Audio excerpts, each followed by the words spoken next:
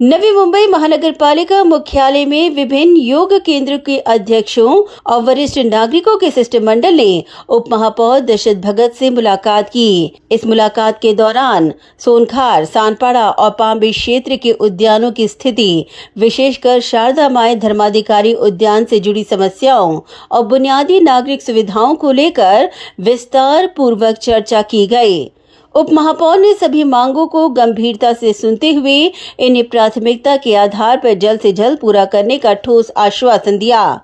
बता दें कि बैठक में वरिष्ठ नागरिकों और योग केंद्र के प्रतिनिधियों ने परिसर की बढ़ती आबादी और बुजुर्गों व बच्चों की जरूरतों को ध्यान में रखते हुए कई मांगे उठाई। उन्होंने शारदा माई धर्माधिकारी उद्यान सहित अन्य उद्यानों के सौंदर्यीकरण पर विशेष जोर दिया।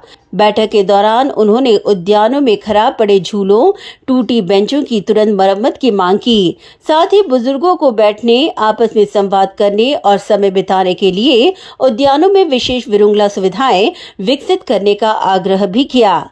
साथ ही उद्यानों में आने वाले बच्चों के लिए नए खेल उपकरण और नागरिकों को बैठने के लिए पर्याप्त व आरामदायक आसनों की व्यवस्था करने, सार्वजनिक स्थानों और उद्यानों के भीतर साफ सफाई और आधुनिक शौचालय की व्यवस्था सुनिश्चित करने की भी मांग की गई। वहीं फ्लाईओवर के नीचे बने एमपी स्पोर्ट्स कॉम्प्लेक्स में आवश्यक नागरिक सुविधाएं उपलब्ध करवाने तथा क्षेत्र के जॉगिंग ट्रैक की स्थिति में तुरंत सुधार करने की भी बैठक में मांग उठाई गई। प्रतिनिधि मंडल के सभी सुझावों और मांगों को ध्यान में रखते हुए उप महापौर दशरथ भगत ने नागरिकों को आश्वस्त किया कि प्रशासन वरिष्ठ नागरिकों की सहूलियत के लिए पूरी तरह से प्रतिबद्ध है।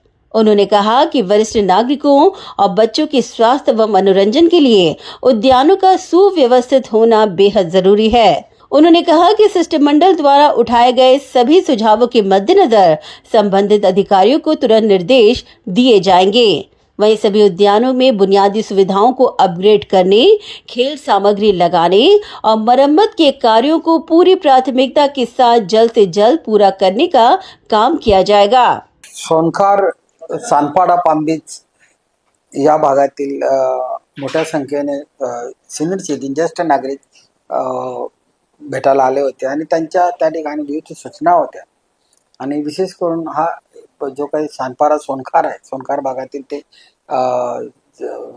योगा केंद्र चालवतात।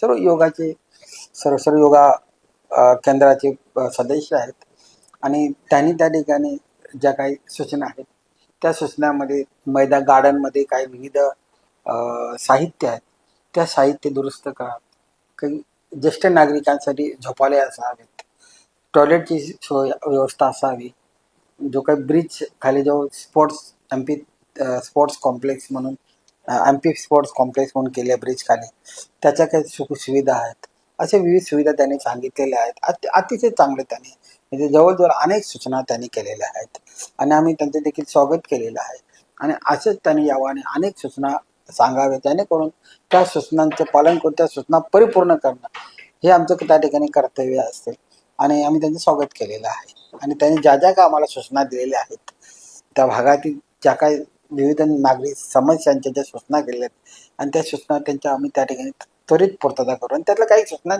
सूचना मार्गीता लावलेल्या आहेत, जसं टॉयलेटच्या असेल किंवा झोपालयाच्या असतील किंवा खेळणी असतील किंवा गार्डनमधल्या काही सुविधा असतील, जॉगिंग ट्रॅकसाठी काही सुविधा असतील, ऐसे विविध सूचना देने के पालन करा। इस बैठक के बाद शिष्टमंडल ने उप महापौर दशरथ भगत के सकारात्मक रुख की सराहना की और उम्मीद जताई कि सानपाड़ा व पाम्बे क्षेत्र के उद्यानों की तस्वीर जल्द ही बदलेगी। आम्ही सर्व 20-25 लोक धर्माधिकारी गार्डन लाफ्टर क्लबच्या संघामधनं दशरथजी भगत डेप्युटी मेयरना भेटायला आलो होतो। आमच्या काय काय समस्या होते त्याचं आम्ही सगळ्यांनी विवरण केलेलं आहे आणि साहेबांनी आम्हाला ते लवकर ते समाधान शोधून देणार, समाधान करणार असे आम्हाला आश्वासन दिलं। छोटी समस्या आहे, मेन तर गार्डनमध्ये क्लीननेस पाहिजे।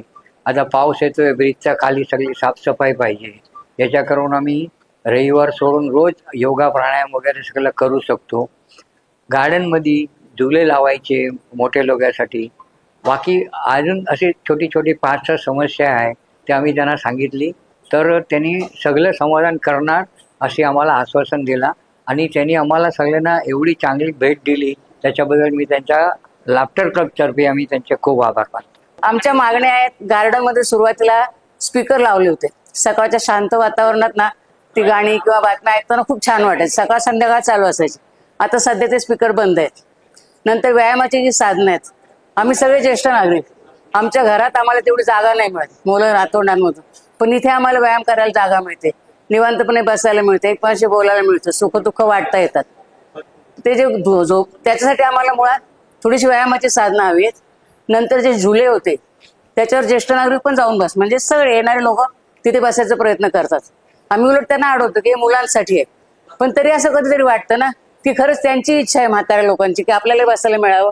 म्हणून आम्ही त्यांच्याकडे अपेक्षा व्यक्त केली भगत साहेबांकडे की आमच्यासाठी तुम्ही 2 झुले लावून द्या, आणि साहेबांनी ते प्रयत्न करतो असं सांगितलं आम्हाला.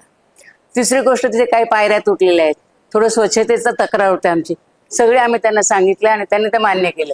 शिवाय आपला जो पूल आहे वाशीचा, रेल्वेचा सानपाडा वाशी स्टेशन जो पूल आहे त्याच्याबद्दलही सांगितलंय, तर तेही ते म्हणाले मी पुढे पाठवतो तुमचा प्रस्ताव. पावसाळ्यामध्ये जेव्हा अचानक पाऊस येतो ना त्यावेळेला आमची धावपळ होते आडोशाला जायला, आणि आडोसा म्हणजे फक्त एकच आहे, विरंगुळा केंद्राचा ओटा, तिथे एवढी लोक मावत नाहीत आमची.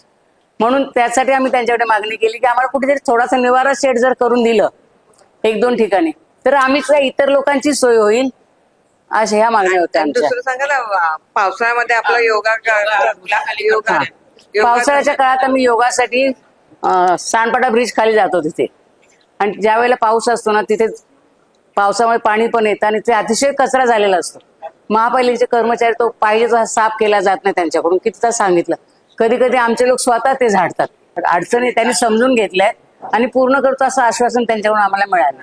भगत साहेबांना आम्ही भेटायला आलो. आमचे जे प्रॉब्लेम्स आहेत ते त्यांना सांगितलं. साठी झुला नाही आहेत, मेन एंट्रन्सला साफसफाई नाही आहेत, आणि काय काय इक्विपमेंट आहेत ते पण काय काय ब्रोकन आहेत, आणि एक्सरसाइजसाठी हे नाही आहेत. भरपूर काहीतरी. आमच्या इथे पण योगानंदमध्ये पण हे नाही आहे, ऑटो स्टँड नाही आहे, बससाठी पण आम्ही सांगितलेलं आहे.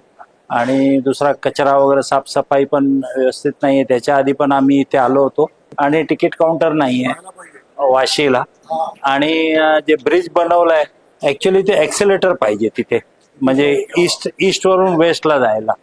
तर भगत साहेबांचं खूप कॉपरेशन आहे आणि चांगलं आहे, आणि त्याने समजून सांगितलं जे सगळं आहे ते तुमचं काम होईल.